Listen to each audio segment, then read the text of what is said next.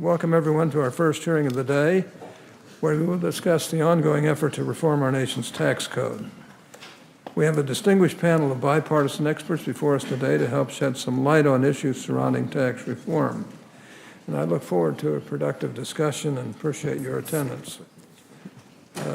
And you're here a bit earlier than our normal meeting times. In 1984, President Reagan called for a reform of the tax code. He laid out three main goals for tax reform: fairness, efficiency, and simplicity. Those three goals are as relevant today as they were a generation ago. For our current efforts, I would add a fourth goal: American competitiveness. This goal is essential in today's global economy, as we must also consider what is happening outside our borders. When discussing tax policy or legislation, it's very easy to find oneself heading down Byzantine complexity, but I think we would do well to keep focused and to frequently remind ourselves of these basic principles. Therefore, I'll repeat them: fairness, efficiency, simplicity, and American competitiveness. The Tax Reform Act of 1986 is generally considered to be a great success. However, one question people should ask themselves is, if the law we passed in 1986 was such a success, why did it disintegrate so quickly? Obviously, there are a number of competing interests out there, with many of them focused on narrow provisions or benefits in the tax code. Some of these interests have employed efficient lobbyists to make compelling cases for changes, while others have elected efficient legislators who have done the same. That's one reason for the more or less constant change we've seen to the tax code since 1986. Another reason might be that the theoretical underpinnings of the 1986 bill weren't as sound as many assumed. For one thing, the 1986 reform was a shift towards pure taxation of income. But in the last couple of decades, there has been that increasing awareness of the efficiency of taxing savings and investment lightly or not at all, and instead basing the tax system on consumption. And indeed, a number of subsequent changes to the tax code would be described as a shift away from taxing income toward taxing consumption. This helps to explain things like decreased tax rates on capital gains and dividends, more rapid depreciation schedules, and more qualified retirement plan options.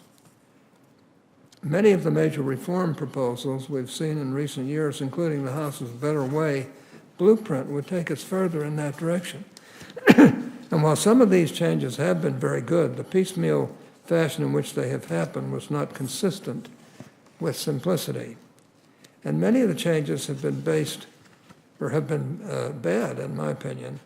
Another way of looking at the unraveling of the 1986 tax reform law is that it had a sound theoretical basis at the time, but technological changes in the intervening decades have required us to make changes in the years since. For example, the tax base is far more mobile today than it was in 1986.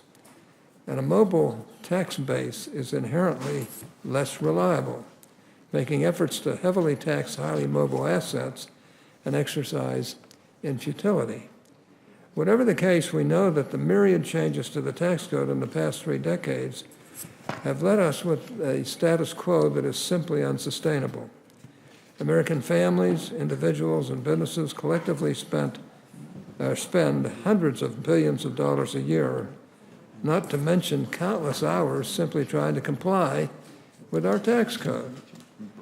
Tepid growth rates for the U.S. economy have seemingly become the new normal for some. America's multinational businesses find it difficult to compete abroad and are often targets for acquisition by foreign companies. All of this should be very unacceptable to every member of the Senate. Senator Wyden was correct when he recently described the current tax code as a, quote, rotting economic carcass, unquote. There is no longer any question as to whether we should reform the tax code. The only question remaining are How and when? For this reason, we are engaged in a long-term effort to fix these problems, and in my view, the momentum in favor of comprehensive tax reform is stronger now than at any point since the 1986 reform was signed into law. I know Republicans both on this committee and elsewhere are united in our commitment to fix our broken tax system, and efforts in both chambers of Congress and on both sides of Pennsylvania Avenue are ongoing. My sincere hope, which I've repeated numerous times, is that our Democratic colleagues will be willing to join in this effort. Tax reform should not have to be a partisan exercise. Indeed, the negative impact of the status quo falls on Republican and Democrat voters alike, so we should all be willing to work towards solutions.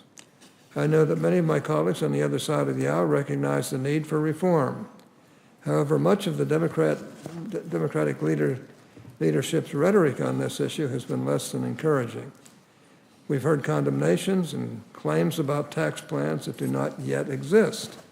We've heard demands sometimes stated as preconditions to any bipartisan cooperation for concessions that are unrelated to tax reform. And on a similar note, we've heard demands that Republicans make significant procedural concessions for moving a tax reform bill as a prerequisite for any bipartisan engagement on the substance of potential legislation.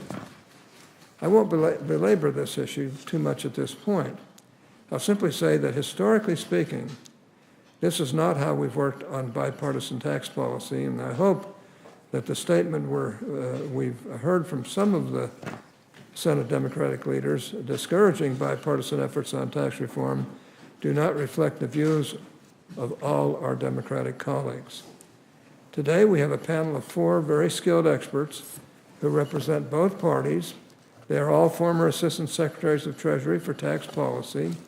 They've been on the front lines of tax policy for some time, and I'm certain that their insights can help us today as we work to address both the shortcomings of our current tax system as well as the divisions that could hamper our tax reform efforts. And with that, I'm very pleased to turn to my colleague and partner, Senator Wyden.